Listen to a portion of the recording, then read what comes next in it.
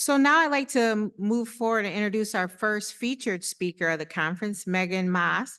Dr. Maas is an assistant professor in human development and family studies at Michigan State University. Her award-winning research, recognized by the American Psychological Association and funded by the National Institutes of Health, focuses on media impacts on adolescents' sexual and mental health. As a former health educator turned academic, she has trained thousands of teachers, social workers, and school counselors on pornography use among teens for over 13 years. Please welcome Dr. Megan Maas to the stage.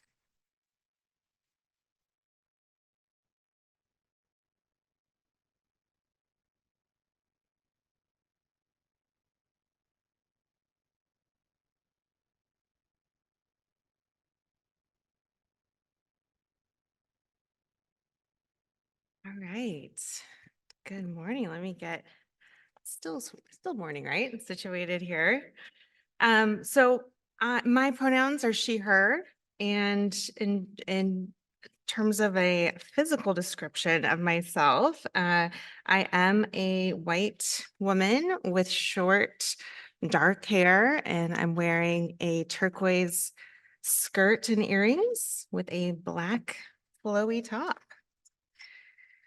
All right. So it's always interesting when my talk is scheduled for the morning session because, porn before lunch or, adequate caffeination is usually not great. But in all seriousness, in terms of a content note, I am going to be discussing pornography. I will be showing some sexualized images.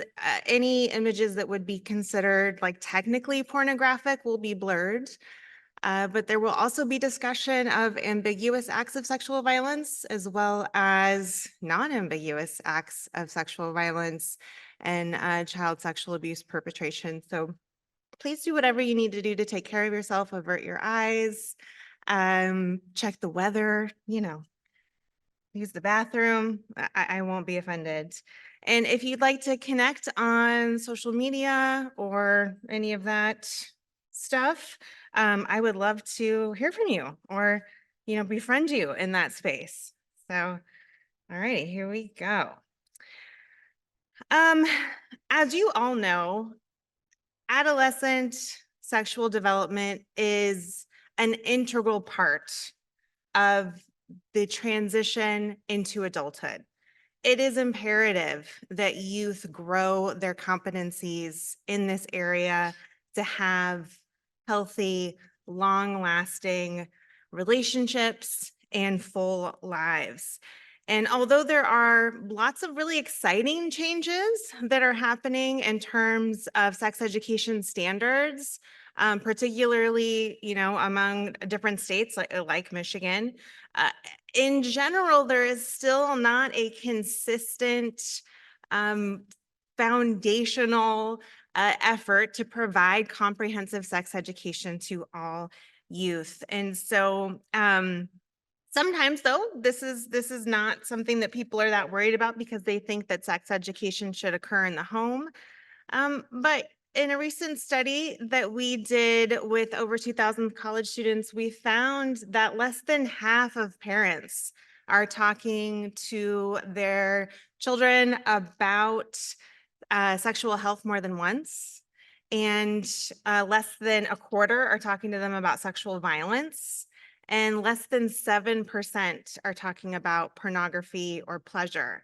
So, in the absence of comprehensive sex education in schools and continual positive, ongoing conversations at home, youth are left pretty vulnerable to be socialized by media. So, although sexualized imagery is not new, may I remind you of what it was like before the internet with different magazine and advertisements, those Hardee's or Carl's Jr. Burger commercials. We've always had and used sex to sell alcohol. This is a perfect example of sexual objectification where she's actually becoming the bottle of alcohol.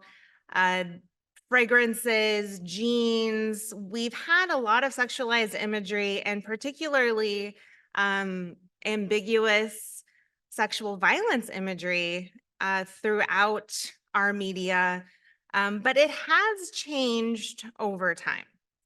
And so I'd like to kind of let you all take a little bit of a minute to think about, just for those of us at a certain age, at least, just how hard we had to work to see sexualized imagery or people having sex. We had to sneak into our parents' sock drawers, try to find VHS tapes. We had to sneak, Skinamax or HBO After Dark at a slumber party. If you were lucky, maybe you had that one magazine that was tucked underneath your bed that lasted you all the way through high school. Uh, so we had to work really hard to see people having sex. Today, that's not necessarily the case. And it certainly hasn't been the case throughout history. I'm going to see if this lapel mic works and I can travel along the stage here. Okay. Is this working? Sort of? Not really, or I'm just echoing. Anyways, okay. So this is some of the first indicators of porn is Aboriginal cave drawings from 20,000 BC. There we go. Pretty hot, right?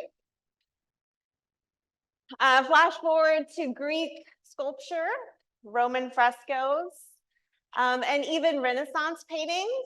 So these were all commissioned for royalty and would never be something commoners such as ourselves would come across in our lifespan, let alone use to masturbate.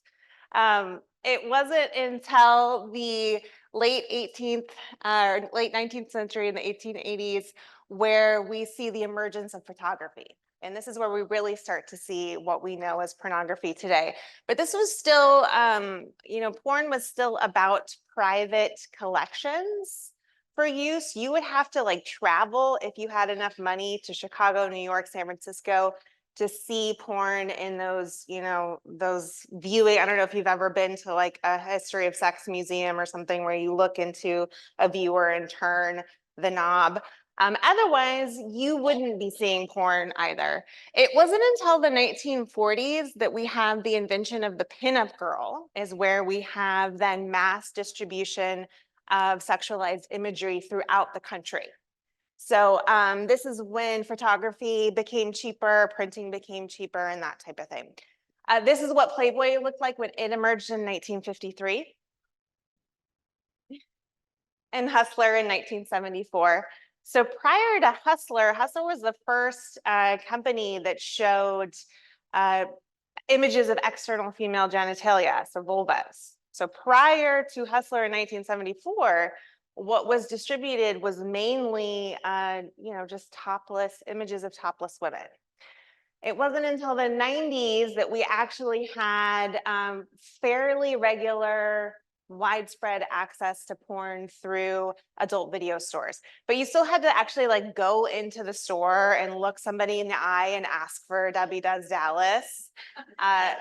That took some courage for sure. And it wasn't until we had porn brought to us in the home until dial-up internet around the new millennium. So if you waited long enough, you might be able to see a breast. It was really interesting. I did an interview with somebody who's a little bit older in one of our studies, and he said that he actually still prefers pixelated images because that's what he grew up on. Masturbating too. So it's interesting stuff.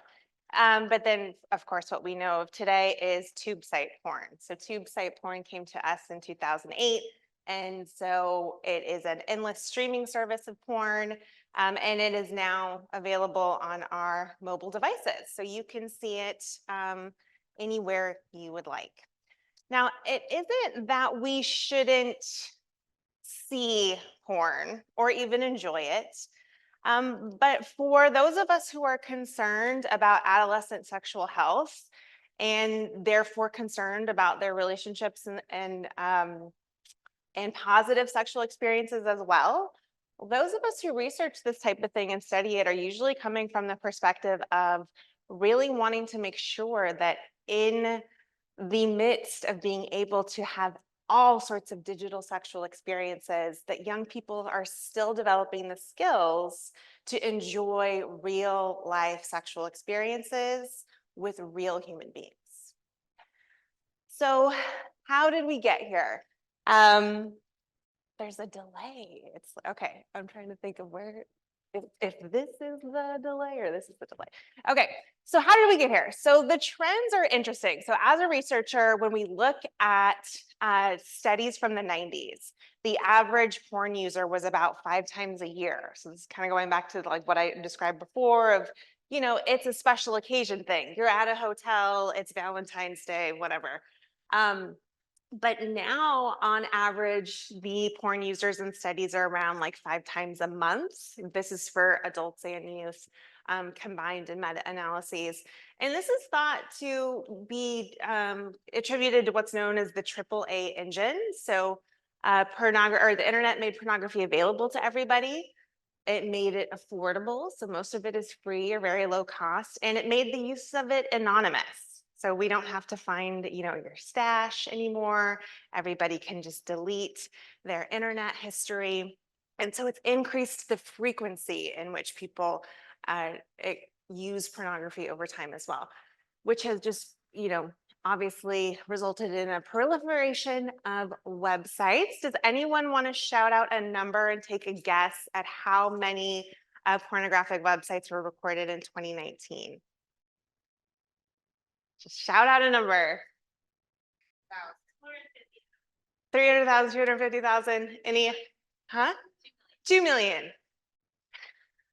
So over 5.6 million websites. So it's a lot of competition, right? Hence why tube site porn really reigns supreme. And so what has happened is in order to get people to come to your websites, you have to be providing a service that others don't. So this new form of mainstream pornography that adolescents are routinely accessing really showcases a lot of what would be considered fairly extreme content from those of us who grew up with porn in the 80s or 90s. But it also is showcasing, just more what we would kind of expect in a regular everyday sexual experiences. But what is particularly perhaps problematic for youth is that it combines what is something that is more expected sexual experiences with those that we should not be expecting in real life or perpetrating against other people. And so it can create a confusing landscape for youth who are sexually inexperienced and don't have, that prior experience to really put what they're watching into context. So lots of different types of behaviors, lots of profit to be made. It's really hard to state how much money is at stake here because there's a lot of different ways to measure it, but it's thought to be more than Hollywood and gaming combined. MindGeek has the monopoly. So MindGeek is what is the parent company for Pornhub and RedTube and XTube, those types of sites. And globally, these sites receive more traffic than Amazon, Netflix, and Twitter combined. And yeah, so how are they making so much money if these sites are free? So ads, the big thing though is data. So we're giving them our data. So when you're using a free porn site, particularly a tube site, They are collecting your data and they're combining it with your Amazon data and your YouTube data and all this stuff, because if they have your porn data, then that makes your algorithm creation way more predictive. So in terms of like a regression models, what we see in statistics, there can be different variables that you load into a regression model that makes it really predictive of something. This is how car insurance works, homeowners insurance works, health insurance works. If they have your porn data, then the algorithm becomes so much more predictive. So it's very elusive and exciting stuff for advertisers to get a hold of. So when does porn become violent? So we've got our content analyses over time. This is a pretty common content analysis that's cited a lot, but there are similar content analyses that have found very similar results over time. So this is something that we see that is replicated throughout studies.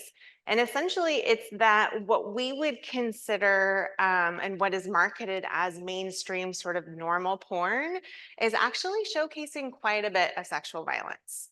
So verbal aggression in particular, as well as physical aggression. So physical aggression is usually coded in porn videos that are not kink, are not BDSM, but are just regular porn videos, as slapping. Forced gagging is usually on a penis during fellatio, or choking or strangulation. It's actually strangulation with hands or a ligature like a belt or another type of tie or something. But it's actually strangulation, but it's called choking in porn. And then Pornhub has recently been under the microscope because they, I don't know if you heard, so this was like 2021 or so, but over half of their videos were found to showcase sexual violence, violence against minor people who were not 18. So Pornhub and these streaming websites, they only verify the age of the uploader. So if you're going to upload a video, you have to show an ID that shows that you're 18, but there's no age verification for the people who are in the videos. So that's a really important distinction for users to understand. And then this more recent study, on the heels of that knowledge, they went in to do a study to see just how much sexual violence is on Pornhub and found that 1 out of 8 titles showcased sexual violence. So, just in terms of words, usually that's incest, like step brother, step sister, stepdaughter stuff. That could be other things as well. All right, so in an interview, I interviewed a group of youth for this talk, and I was hoping to get their audio in these bubbles, but that was beyond my capabilities. But anyways, Dax, who is 16 years old, said, I remember when I saw like a facial abuse, I guess it's called. I thought that was a blowjob, so yeah, couldn't get that out of my head forever. So facial abuse is where somebody is gagging. Sometimes they're throwing up during fellatio. Their eyes are running, tears, mascara kind of a thing. And in this experience, Dax heard about blowjobs in school and Googled it and ended up on a facial abuse video and thought that that's what a blowjob was. Because Dax did not have, this is when Dax was younger, because he did not have the sexual experience to know that like a typical blowjob or fellatio experience does not result in throwing up or crying or gagging. But obviously didn't have the educational support to have that knowledge ahead of time. So what we are seeing, what we are not seeing in porn is just, I think what's the sad part about a lot of what's happening in porn is that it's taking the humanity out of sex. It's taking some of the intimacy out of sex. So What's really exciting about sex and what people really enjoy about sex are intimate moments, moments where you lose track of time and space and you feel really connected and accepted by the other person that you're having sex with, and you feel excited and pleasure in your own body. And these are not usually experiences that are depicted in porn. And it's not necessarily something that we are seeing a rise of in real life either. What we are seeing a rise in is other types of sex. But before we get to that, in terms of prevalence rates among youth, so there are a lot of studies on youth's use of pornography. It's very hard to get consistent, realistic prevalence rates because it's very hard to get studies passed on ethics boards to ask teens about porn, particularly about porn and masturbation or porn and exposure to sexual violence. And so, but in lieu of that, Common Sense Media, which is a great resource, I highly recommend them for a lot of different things. They got together to do a study on teens' use of pornography and have a fairly large sample from 2022. And so I feel comfortable presenting their results. But essentially, they found that over half of teens are using or viewing porn weekly. Over half have seen violent porn. So this would be rape or choking or depictions of pain. There is not really the gender difference that people experience. It's, again, these kinds of studies are rarely assessing gender in a diverse way. But in terms of the sort of stereotype that porn is a boy, a heterosexual boy thing, and not for girls or other sexual identities, people with other sexual identities, is just kind of not true. So we're seeing more and more teens of all different gender identities report using porn. And the majority are also stating that they first saw it before the age of 13. So that means that we need educational supports before the age of 13. Another study that was really interesting looked at how, with a large sample, looked at how things changed from 2004 to 2014. And what they found is that, yeah, more girls, cisgender girls, are watching porn, but not necessarily watching it more frequently, whereas boys' daily use increased quite a bit and more than doubled. So there is still that perhaps boys, cishet boys are using it more frequently. Again, it's hard to say for sure. Okay, so Janae, who was 17 years old, said the first time I saw it, I was 12, I think. I was like, ew. But then after seeing it a few times, I got into it. Now, when I see things that are weird, I know to keep looking. So some teens know that they don't have to watch whatever they stumble upon. They can look for something else. But the fact that they have to, and anybody really has to avoid, it has to try to slog through a bunch of horrible content to find something that might be affirming or enjoyable is a problem. Okay, so one of the new kind of perspectives on porn use is how it impacts the brain. Again, this is a really difficult topic to try to understand how porn is impacting a teen's brain, because we can't invite teens into a lab and then show them porn in an fMRI scanner, right? That's what we do with adults, but we cannot do that with teens.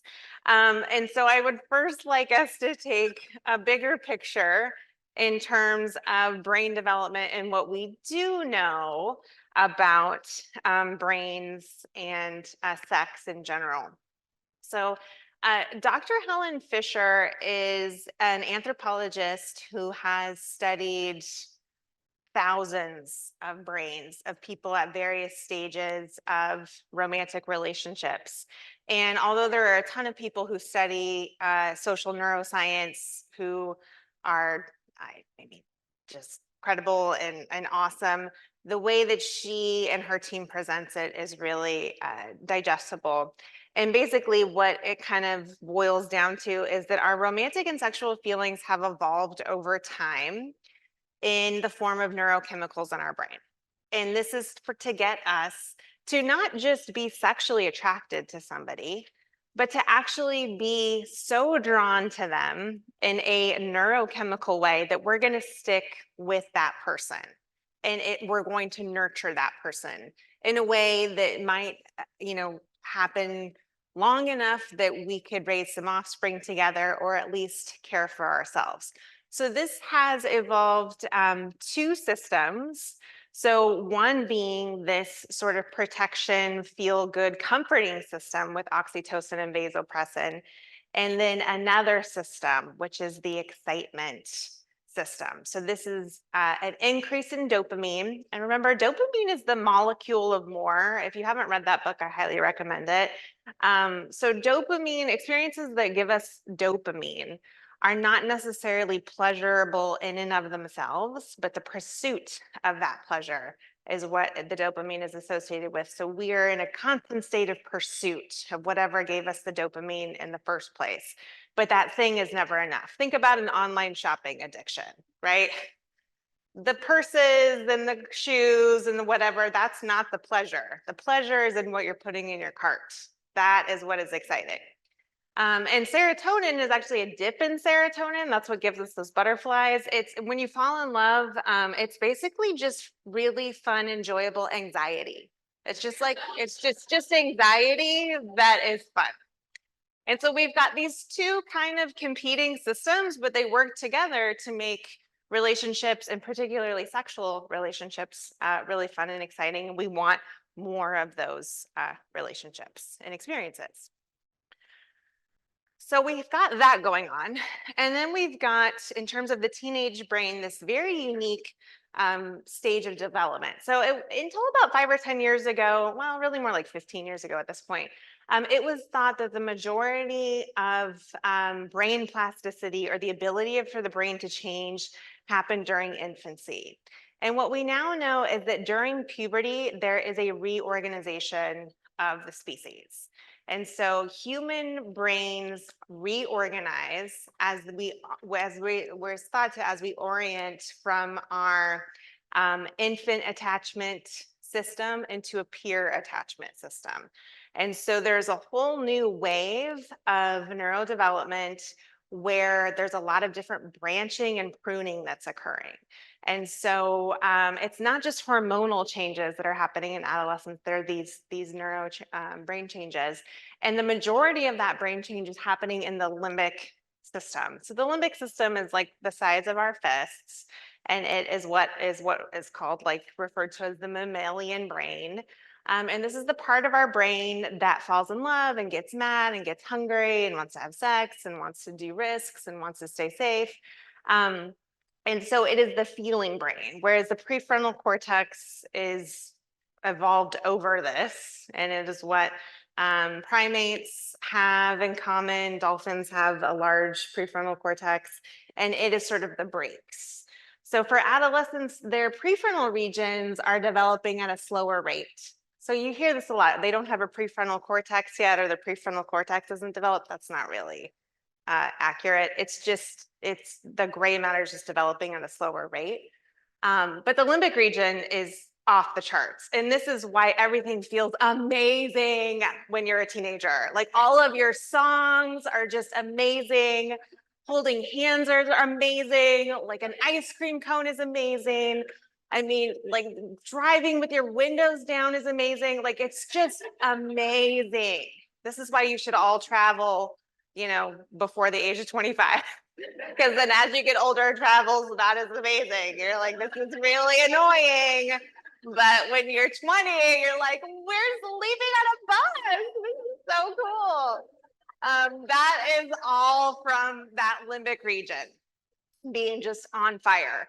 And so the problem though is that then that part of you is making you very vulnerable to all of the addictive things, as well as all the feeling stuff, the mental health stuff, but the addictive stuff. So alcohol, drugs, gaming, and porn. So this is what has brought us to this very highly contested issue of pornography addiction. So although we're definitely not in a state where there is agreement on if porn is its own addiction, most scholars who research this type of thing at least acknowledge that pornography is pleasurable enough. And because of the dopamine transmission in the nucleus accumbens, it does create potential for compulsive use or problems. Maybe not necessarily addiction, but problems. Where it does show signs of addiction that are consistent with other addictive substances and behaviors is in two different ways. So one is sensitivity. So sensitivity is where, so for example, for alcoholics, if you bring alcoholics into a lab and you show them images of wine bottles or beer bottles, they will have brain reactivity in areas that are associated with pleasure. They will be more overly reactive than people who can enjoy a margarita or whatever, but aren't thinking about it when they're not drinking. Their brains aren't going to necessarily react to that imagery. It's the same thing with people who say that they have porn issues. If you bring them into a lab, their brains will sort of overreact to different cues for sexually explicit material. And then conversely, if you take those cues away, their brains will also have an overreaction in terms of craving. So, quote unquote, regular people can go into a lab, see images of alcohol, and then when those images are taken away, the brain is just sort of like whatever. But alcoholics, when those images are taken away, the brain overreacts. So it's similar with people who report porn issues. And then the other side of that same coin is desensitization. So most people are kind of think about in terms of common sense, well, porn desensitizes you to blah, blah, blah, blah, blah. But that desensitization in terms of addiction research really is habituation. So seeing, Victoria's Secret models and getting an erection versus then needing really longer periods of time with, group sex or whatever, to get that same reaction. That is habituation and tolerance. So does that make sense? So there is evidence there, even though we're not gonna go on a hill and die and say porn addiction is like really its own specific thing. It could be a symptom of other things. But then the other piece here is, across addictions, but particularly with digital ones like gaming and stuff, we have poor executive functioning that is shown, or hypofrontality. So this whole like not having the prefrontal cortex doing what it needs to do or putting the brakes on things, which is like that is just the teenage brain. That is just part of it. So it's also really hard to determine, like I get questions all the time. How do you treat porn addiction in adolescence? How can you even diagnose it in adolescence if this is what's going on in terms of brain development? Okay, so Donnie, who's 16, said, it is such a rush. Like, how can a girl beat that? I feel bad about that, but can't stop. So referring to the feeling of the rush of looking for an image to finish on or a video to finish on in particular. Okay, so I'm not going to go into all of the details of these studies, but I'm happy to in a Q&A or give you references or what have you. But these are a collection of studies that have adolescent samples, so participants who are under 18 years old. When you look at porn research for folks under 18, you're not finding positive stuff in terms of associations with healthy sex or other types of things. You do start seeing associations with positive stuff or more mixed findings with college student samples and adult samples. But for teens under the age of 18, porn use is usually associated with some riskier, harmful attitudes. Leo said, I mean, it has to. How can it not make you into things like slapping or other rough stuff? So this is in reference to endorsement of rape myths or liking sexual aggression. It's also associated with riskier or harmful sexual behavior, so more likely to be less likely to use condoms, earlier sexual debut, that type of thing. Even perpetration of sexual aggression and sexual assault. So we've seen, these are longitudinal studies that have shown that earlier porn use predicts later perpetration for boys, but particularly for boys who perceive porn to be more realistic. And even pornography and victimization. Now, this does not mean, I mean, obviously we've got, I mean, like almost the majority of teens are watching porn and not the majority of teens are perpetrating violence, or engaging in risky sex. These are not causal models, but they are sort of indicators that porn is not a great sex educator for youth, right?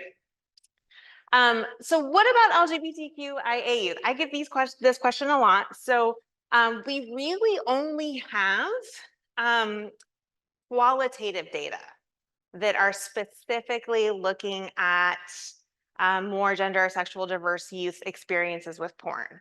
It's hard to find nationally representative data, with queer youth and throwing, all these different variables into the mix. But for a lot of queer youth, the porn is affirming because there aren't a whole lot of experiences that are showing diverse sexual and gender experiences in mainstream media, in terms of movies and TV shows and things like that. Unfortunately, though, most of the ethically produced porn content, or I should say not unfortunately, fortunately, it is behind a paywall. So unfortunately, that means that teens aren't really having access to it. And so what has also been shown is the content that is accessible on these tube sites will often fetishize trans bodies in particular. And so LGBTQ youth can be going to porn, hoping to see something more affirming, and then actually being exposed to content that's even worse than, not seeing anything at all. So it's really important to note that there's sort of this double-edged sword here of, yes, it can be more affirming because we have such a cis heteronormative culture. But on the other hand, what teens are having access to is not necessarily more affirming. So Lou says, who's 17, they said, I like that I can see girls with other girls and it makes me feel less alone. But when I look at trans porn, it is crazy, like rough, and that's because it's usually made in an exploitative way, not by trans folks for trans folks, but in more exploitative ways. Okay, so I want to state that I'm really glad that there is ethically produced porn that recognizes diverse bodies, genders, and sexualities. So I call this farm to table porn.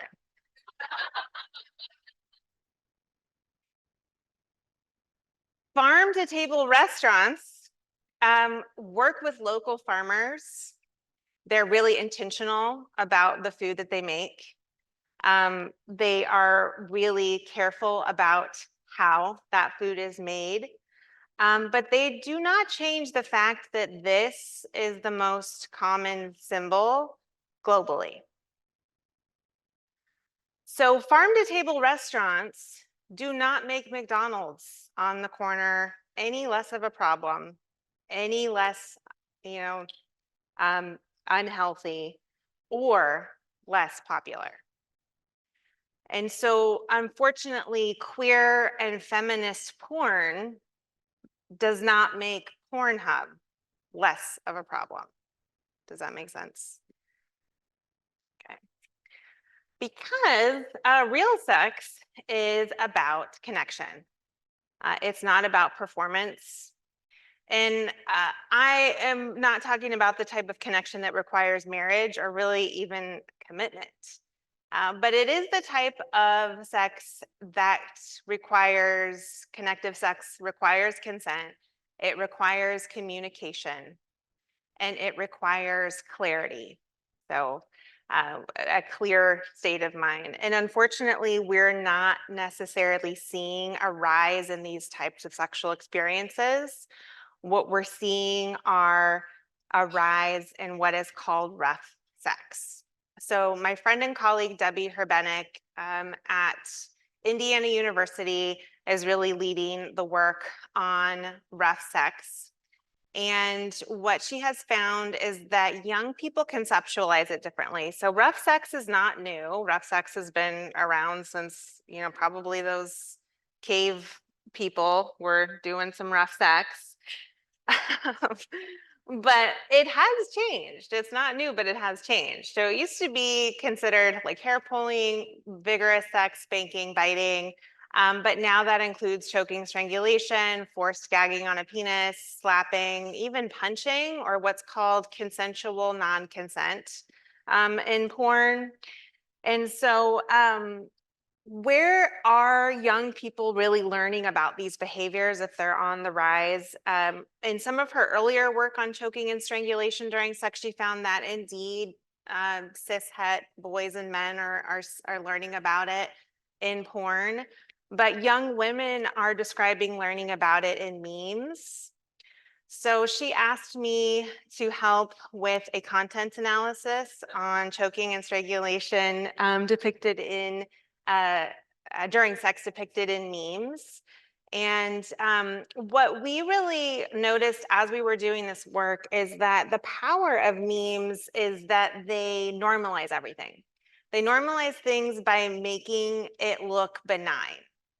And so if it's normalized, we wondered, if it's common. And choking and strangulation during sex is incredibly common. So these are all data that come out of the Kinsey Institute and are nationally representative. So this stat of 1 out of 3 women were choked during sex is not a lifetime statistic. This is at her last sexual experience. That is incredibly common. And 1 out of 10 were choked without consent, so without discussing prior to what was happening. In terms of college students, nationally representative study that are sexually active, 64% of women, 29% of men, and 56% of trans and non-binary students. But what's really important to folks here in this audience is that 25% were first choked between 12 and 17 years old. And it is very important to note also that there really is no safe way to choke someone during sex. There are less dangerous ways, but there are a lot of videos, there's a lot of disinformation and perhaps even misinformation where there's an emphasis on not putting pressure or blocking an airway, but even just putting pressure on blood flow to the brain still actually it still actually damages the brain. So she was able to get a grant.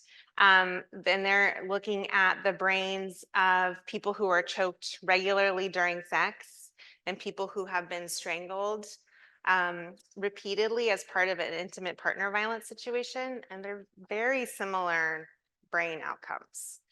And so this is definitely something that needs to be discussed and assessed among teens as a new way of assessing their sexual health. So Tanisha, who's 18, says, "What even is sexual violence? I mean, we supposed to like it rough, right?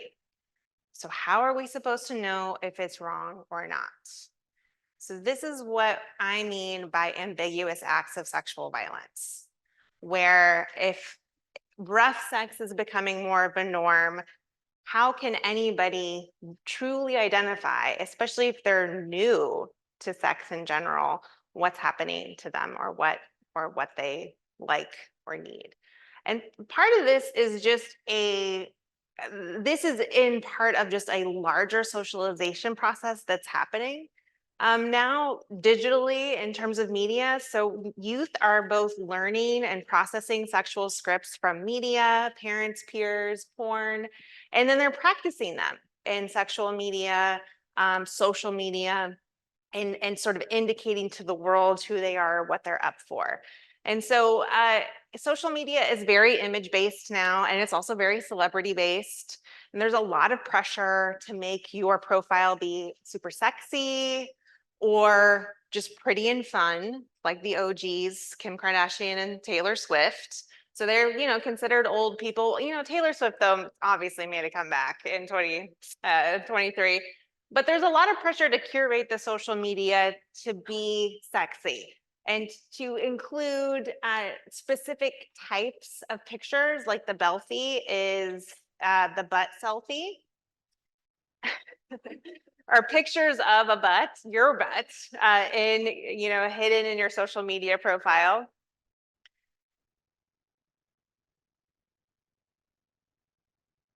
And so a lot of this bleeds into other types of sexual decision making that is difficult to separate from school and home because teens have their phones with them throughout the day. They're not just sexting or viewing porn or doing sexy stuff at home. It's happening throughout the school day. And so teens are really thinking that sexting and other types of online sex is not really that big of a deal. Um, More popular teens are more likely to engage in sexting and other types of online sexual experiences. So it's really important that we don't lead with, you're going to go to jail. Like, don't do this, you're going to go to jail. Because then they immediately turn off because they know that that's not true. Now, that being said, Michigan is one of the few states that still will prosecute sexting as a felony. So teens still could end up as a registered sex offender for engaging in what's really typical, developmentally appropriate sexual behavior in many ways. But unfortunately, this is a very gendered experience, and it's a very heterosexist experience and misogynistic experience for many, because girls feel a lot of pressure to send, boys feel a lot of pressure to receive. And what this does is it sets up a marketplace where girls are products and boys are consumers. In this case, it literally was a marketplace for this Colorado situation where girls were assigned different point values. So like Stacy in a bra is worth more than Tanya topless, or whatever in a bathing suit. So school districts and schools will contact me to come in after like a sexting scandal, and this is not just happening in Colorado, this is happening all over the place in terms of these vault apps where it looks like a calculator or a music app, but it's really to store nude images or other things that you don't want to see, but that are out of your camera roll. And that is where a lot of the product and trading is happening. And unfortunately, what happens is that instead of staff really focusing on the distribution and the trading, they're still pretty heavily focused on the senders. Like, what is wrong with her? Why would she send a nude image? But in terms of sexting and coercive sexting, transgender and gender diverse youth are the ones who are coerced most often. And this is part of a whole umbrella term called image-based sexual abuse. And it really shows what a lot of these online sexual experiences are, because they're really exploitative.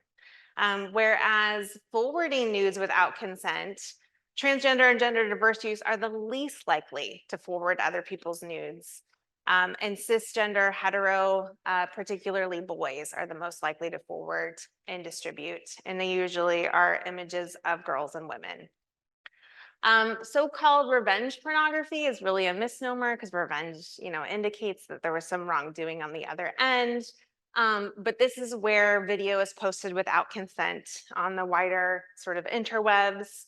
I was really interested in a particular type of image-based sexual abuse called slut pages. When I was working as a grad student at Penn State, Kappa Delta Rho got brought down for their slut page, was on a Facebook group.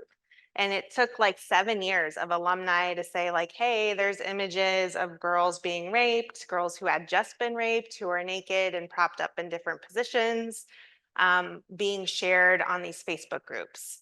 And I was talking with the RAs in our group, like, is this common? And some of them were in sororities and they're like, oh yes, every fraternity has one. And so I was really interested to see what this is all about. And yes, as it turns out, surprise, surprise, men who are members of fraternities or who play group sports like football and basketball were more likely to visit slut pages and post to them. But the majority of school staff in our survey of staff here in Michigan, they were aware of their schools, like middle and high school slut pages, and knew that that was contributing to issues at school. So what are we supposed to do about all of this? Oh my God. So much. But there is a lot to do. My focus is really on, I feel like in order for us to truly be youth and adolescent centered, we have to get adults' attitudes, behaviors, and responses right. And so, luckily, because of Title IX, schools can be in violation of Title IX if there's a student that is being consistently coerced into sexting, if there's online sexual harassment, images being distributed, they can be in violation of Title IX if they're not responding. So schools are actually interested in this stuff now. And school staff are interested in more supportive policies in terms of education, but these education policies and the education that youth are receiving is necessary, but it's not sufficient because comprehensive sex education and sexual violence prevention rarely addresses pornography or image-based sexual abuse. And so it's not necessarily speaking to these issues. We have a brief intervention that we call pop porn for popular culture and pornography education, and to improve school staff response to sexual harassment. If you're interested in that, I am going to pass a sign-up sheet around. If you could distribute these, if any, interested, if you could distribute those around, float those around, that would be great. We also have a parent education, which is a brief intervention that's online for how parents can talk about these topics with their youth. And we also have intermixed different scenes from the Netflix show Sex Education with different talking points. We're doing a mixed method evaluation with that. In terms of healthcare providers, there are so many great online resources as you all know, that youth can be given access to who may not have access to comprehensive sex education in school or at home. But we could also consider some assessment strategies for image-based sexual abuse. And if you are interested in piloting the healthcare version of this intervention, please contact me because we're recruiting mostly pediatric offices, but other providers could work as well.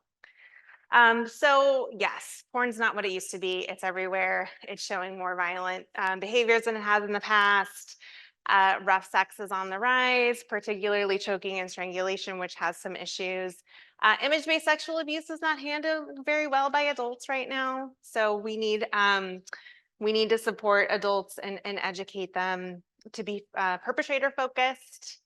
And we need to just educate and empower adults in general so that they can have more understanding and loving support of teens as they navigate these online sexual experiences. So I'd like to thank some members of my lab and MOASH for early support of this work. You can contact me on social media, and I'm happy to take questions. Thank you.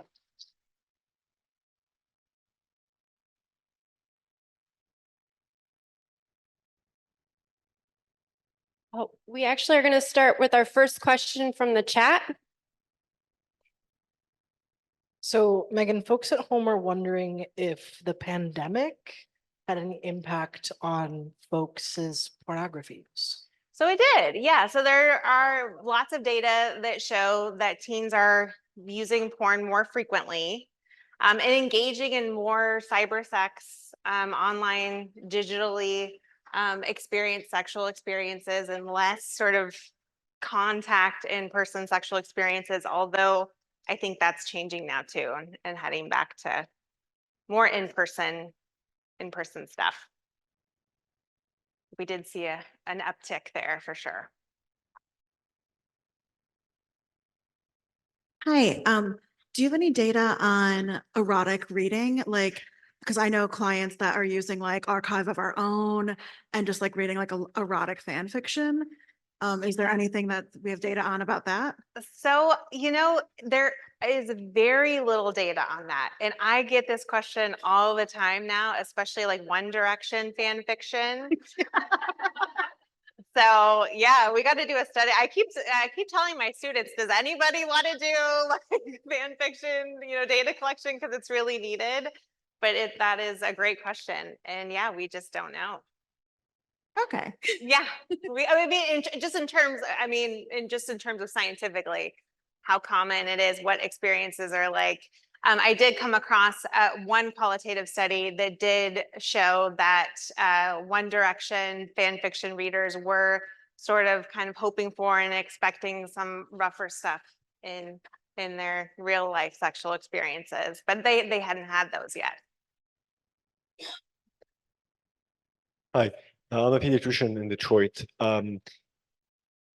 Is there data on whether sexual violence and like sexual pornographic influence is more common among kids who don't see a doctor, who miss school days? And if yes, how do you propose reaching those?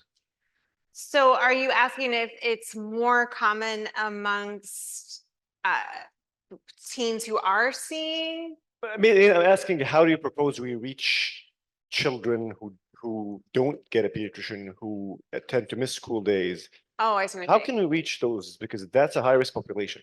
Yeah, I'm sure there are many people in this room that could answer that question much better than I could. I think there are lots of opportunity for online interventions and that type of thing that we could potentially harness that schools just wouldn't be able to do. Answers your question. Hi, I like how you mentioned that the term revenge porn is a misnomer. Yeah. So I wanted to because when I thought about it, it actually is. So I want to know if there's a more appropriate term for that concept. Yeah, so image-based sexual abuse. So using an image to abuse someone, harass them, or non-consensual pornography. Yeah. Uh-huh. I have I'm sorry if you're finished. Okay. I have a two-tier question. I'm on this side. The first one was when they did reflections from a lot of the kids or youth that you studied, it was the 15, 16-year-olds. My question is geared toward the 10 to 12-year-olds who are exposed because, again, in this digital age, cell phones, computers, at school, a lot of their work is done online. And then just being exposed through maybe other entities, whether that's older kids. What is the recommendation, I guess, because you don't want to victim blame, but they're in that stage of puberty, but it's also not right. So like for that age, I guess, yes, you're exploring your body, but the things that porn and those things will bring to their imagery and their mind development is a different kind of thing than like a 16, 17, 18-year-old. And then my second question and you can answer these however you see fit. It's been an issue at a gifted and talented school in the area that I'm in. So the kids are exceptional. So their brains are faster, but they're again younger. So the fifth through the seventh graders, everything from sending pictures to linking up for sexual acts at this age. And it's not like one or two, like the number is highly increasing. And so I guess the advice, and it's like when asked some of them, well, why are you doing this? Why are you into this? And it's more like, I'm trying to understand. It's not even that I necessarily have interest, but they're thinking at a different pace than average kids. So if you have any feedback for either of those. Yeah, so you're way ahead of the research. I have not been able to get a study that has let me ask anybody under the age of 14 about porn. I wish we could, because there are a lot of 10 and 12-year-olds who are having experiences with this. I have a TikTok series on how to talk to kids who are under the age of 12 about porn. So if you go to my TikTok at Dr. Maas, you could watch that. And we are turning that into another resource, and then it is going to be part of the parent training. So if you want to sign up on the email thing that's floating around, then you could get free access to that. So anybody can get free access to that if your email is on the page. But in general, you want to be honest with them. Like, there are images and videos of people having sex on the internet. But these images, there's a number of reasons why we shouldn't be looking at these kinds of things or sharing them, mostly because we don't know if they are consensually shot or shared. And so that's kind of something that I would be comfortable advising other people to say to young folks. There's a whole other range of other things you could say about curiosity and things like that, but they don't know that a lot of it is not consensual.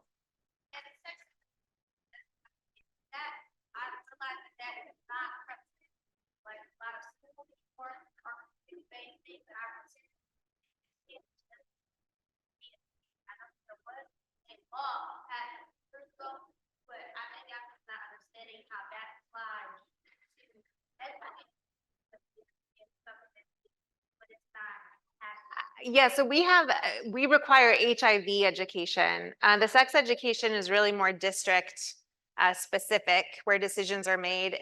But the problem is, because I've been on our district's sex education advisory board for years, and we are starting to teach about porn, but we got to get the PE teacher to talk about porn. The PE teacher. So yeah, very not great stuff.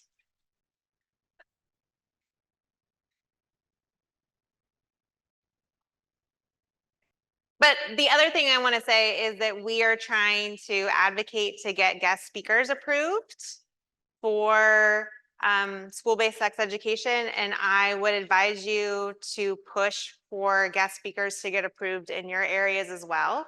Because the more, for example, if MOASH can go into schools, if they can get approved, then the students are getting some high quality education. But there is a lot of efforts that are being made at the school district level on these sex ed advisory boards like that but we are still limited by the PE teacher as the instructor. This is what I'm kind of saying. So yeah. All right. Well,